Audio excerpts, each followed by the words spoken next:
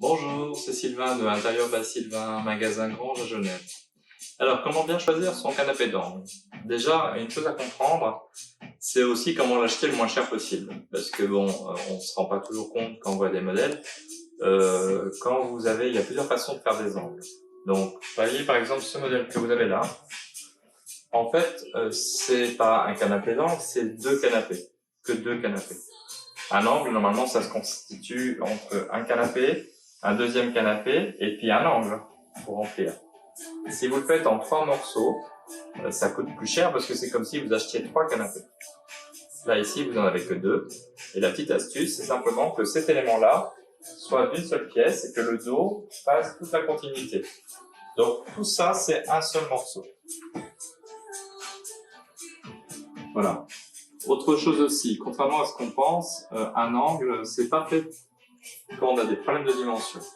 Si vous avez un petit retour de mur avec très peu de dimensions possibles, si vous mettez un angle à cet endroit-là pour remplir cet espace, en fait, comme on remplit l'espace entre deux canapés, il y a un dos qui fait tout le tour et ce qui fait la masse d'un canapé, c'est son dos.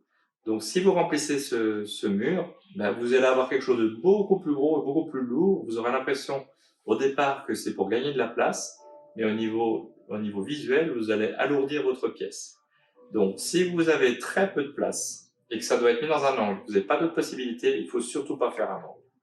Il faut faire un canapé avec un fauteuil ou deux canapés et entre les deux, vous mettez une petite table, une lampe pour justement casser cet effet de masse qui est l'espace entre les deux.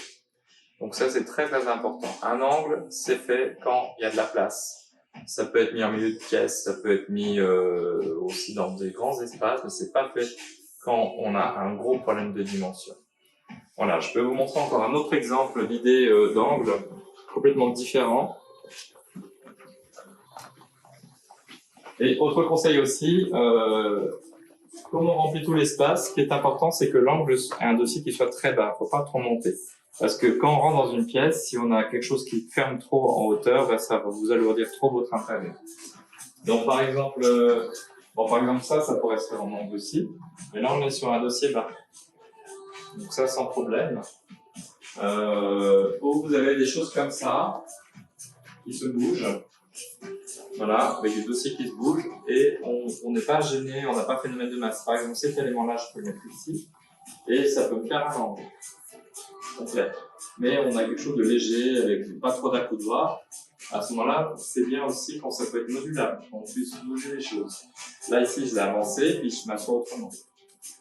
Voilà, ce sont des petits exemples, mais j'en ai beaucoup de canapés. En fait, tous les canapés de base se font tous en angle. Après, c'est surtout une question d'harmonie dans la pièce et une question d'espace et surtout de vue en entrant. Donc, quand on rentre dans la pièce, il ne faut pas qu'on ait tout de suite une grosse masse et surtout qu'il soit fermé. Si on est trop près de l'espace visuel, à ce moment-là, il vaut mieux faire deux canapés qu'un canapé d'angle.